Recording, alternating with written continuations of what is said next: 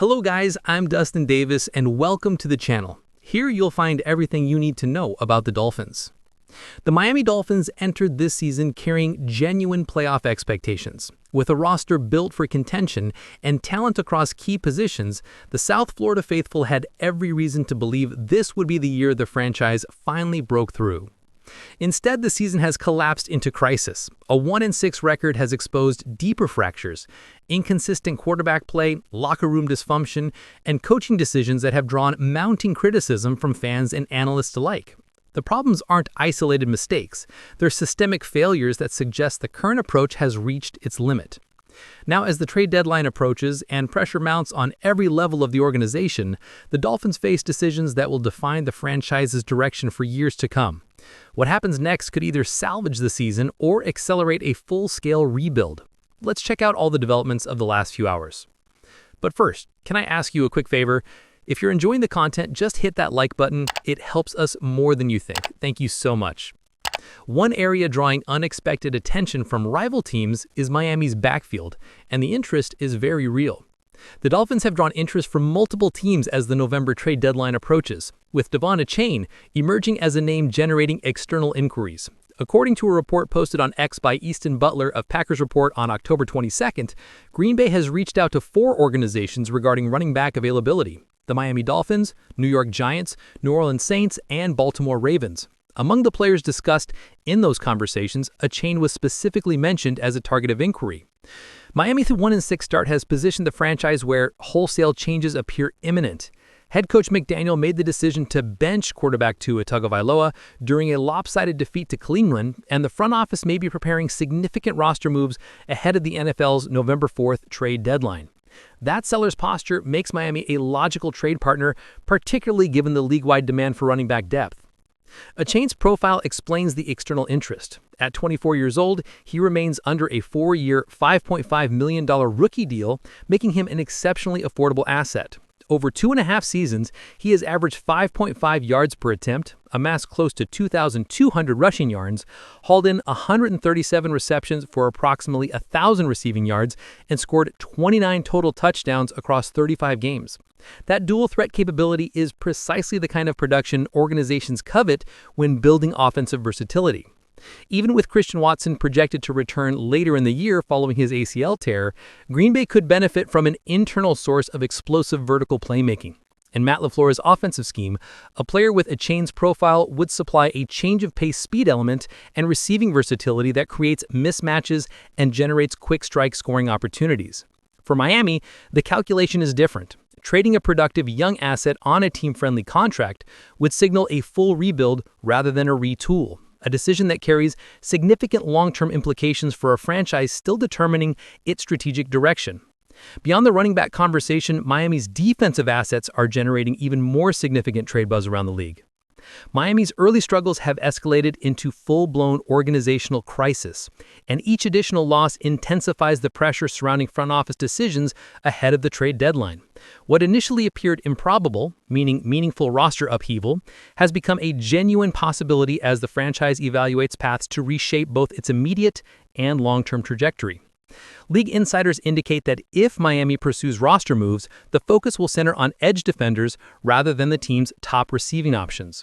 Ian Rappaport of NFL Network reported that should Miami decide to move pieces before the deadline, an edge rusher represents the most logical asset to trade.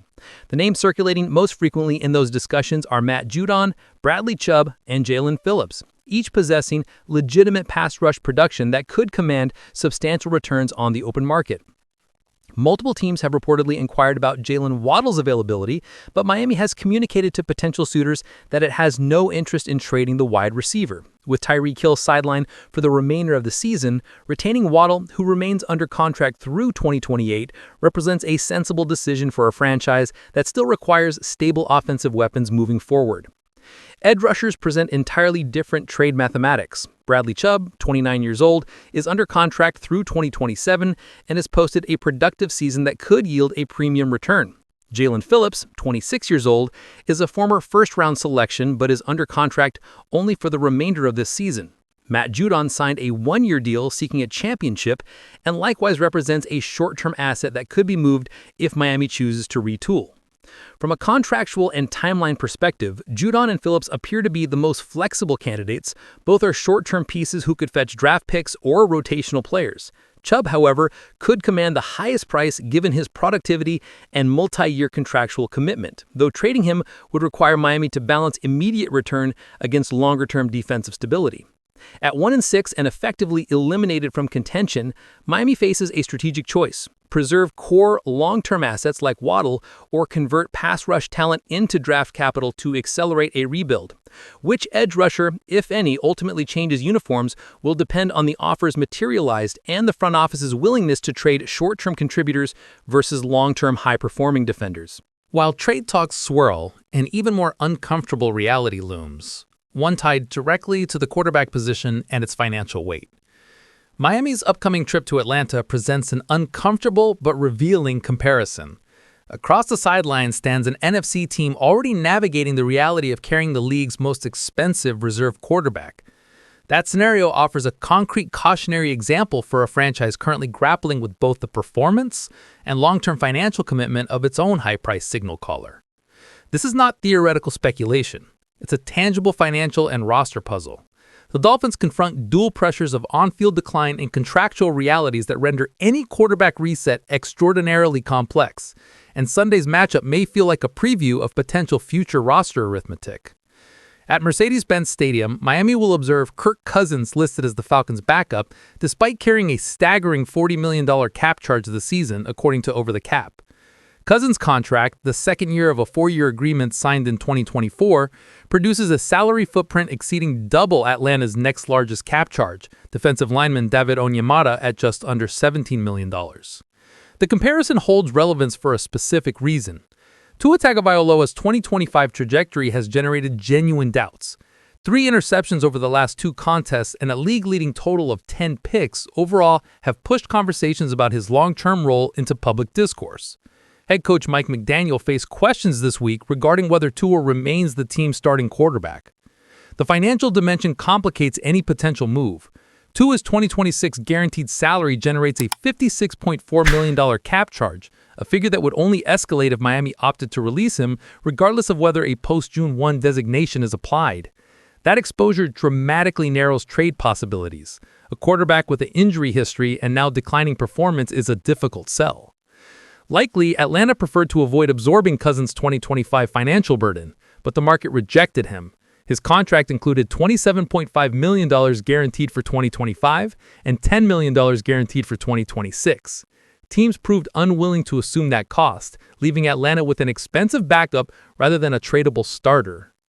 Tua's 2026 guarantees break down into $39 million in base salary and an $8 million signing bonus, a package that discourages potential trade partners.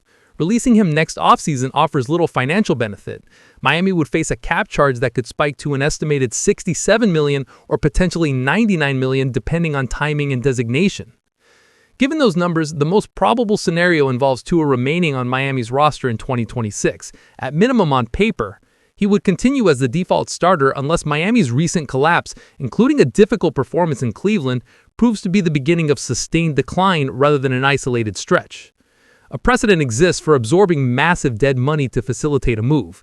Denver's handling of Russell Wilson in 2024, which burdened them with approximately $53 million of dead cap in 1 year and $32 million the following year. That approach is brutal and improbable for Miami. More realistic is the Cousins model. Identify a new starter now or during the offseason, yet retain the incumbent under contract as an extraordinarily expensive reserve. That pathway preserves roster continuity while acknowledging the immediate difficulty of locating a trade partner for a high-priced, declining starter. Atlanta's experience with Cousins began differently. They pursued him as a starter, then shifted toward Michael Penix Jr. after drafting him in the top 10 and watching Cousins struggle and suffer injury. The end result, an unexpectedly costly reserve.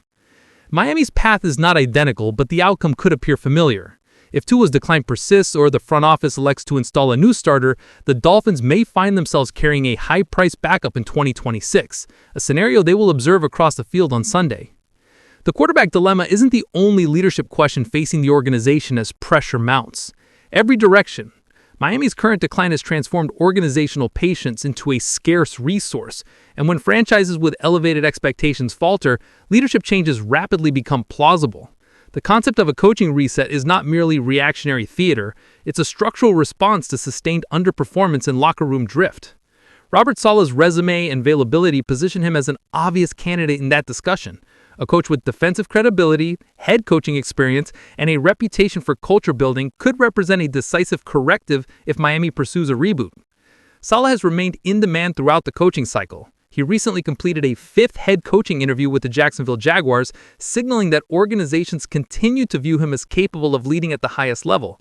He brings prior head coach experience from New York, a track record of constructing formidable defensive units, and a clear emphasis on culture building, all attributes Miami would presumably value amid organizational disarray.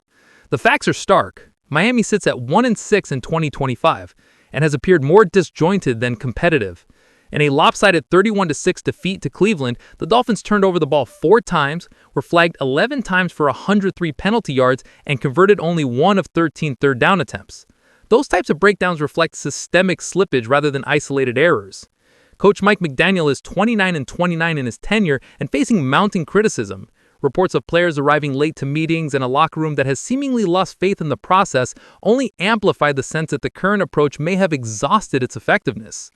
When a high-resource franchise underperforms to this degree, ownership and front office leadership often conclude that the coaching staff must bear responsibility. The combination of poor results, internal dysfunction, and external impatience creates the classic conditions for a coaching change. Saleh's availability reduces friction for Miami. He's been interviewed recently, remains on the market, and arrives pre-vetted by multiple franchises. That lowers the organizational risk and shortens the window to installation, attractive features if Miami's leadership wants a rapid course correction.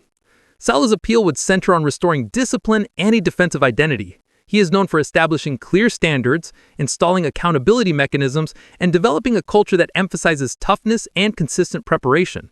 For a Dolphins roster that appears talented but untethered, that approach could yield immediate organizational benefits. Miami's problems are real, and the team ceiling will remain limited as long as execution, buy-in, and identity remain in question. If Mike McDaniel fails to reverse this slide promptly, a change is likely. Robert Saleh is the type of candidate who would plausibly be first in line to receive the call. If a coaching change does materialize, the franchise would almost certainly need to address the most critical position on the roster. If Miami elects for a complete reset, replacing its franchise quarterback would be central to that plan. While Miami might miss out on top 2026 quarterback prospects like Dante Moore or Fernando Mendoza, one realistic target who could bridge the gap and restore stability is Carson Beck. Miami's current slide, mistakes from its veteran quarterback, and growing doubts about coaching reads like the foundation for an organizational overhaul. Tua's turnovers and errant throws have inflamed critics, and the coaching staff's inability to steady the group has magnified calls for change. With a new head coach likely on the horizon, it's reasonable to assume Tagovailoa may not survive the coming reset. Carson Beck, a realistic alternative. Carson Beck's rise at Miami has been timely. The Hurricanes entered Week 8 at 5-0 and ranked among the nation's top teams under Mario Cristobal, defying preseason expectations. Beck has been a steady presence, completing 72.9% of his passes for 1,213 yards, 11 touchdowns, and only 3 interceptions so far this season. Beck's 2025 resurgence follows a disappointing 2024 campaign at Georgia, when he completed 64.6% of his passes for 3,466 yards, 28 touchdowns, and 12 interceptions. That regression last year tempered professional buzz, but his current form has pushed them back into serious draft consideration as he prepares for the 2026 NFL Draft. Scouts highlight Beck's processor speed reading defenses, his quick release and accurate ball placement, traits that help him navigate complex coverages and put receivers in position. He also projects as a leader in the locker room, a trait teams prize when rebuilding culture. With other quarterback prospects like Drew Aller, Garrett Nussmeier, and Kate Klubnik reportedly losing momentum, Beck's stock has climbed. Drafting him would give Miami a quarterback with the tools for steady, controlled growth while signaling a culture-first rebuild that prioritizes consistency and leadership under center. Is Carson Beck the realistic answer for Miami's quarterback future, or should the Dolphins aim higher in the 2026 draft? Would you be satisfied with Beck as a bridge quarterback who brings leadership and consistency, or does Miami need to swing for a higher upside prospect? If the Dolphins can't land Dante Moore or Fernando Mendoza, is Beck an acceptable consolation prize or a settling move? Drop your opinion in the comments. Is Carson Beck the guy? Before you go, hit that like and subscribe button. Be part of our community and stay updated. Let's keep Dolphins strong together.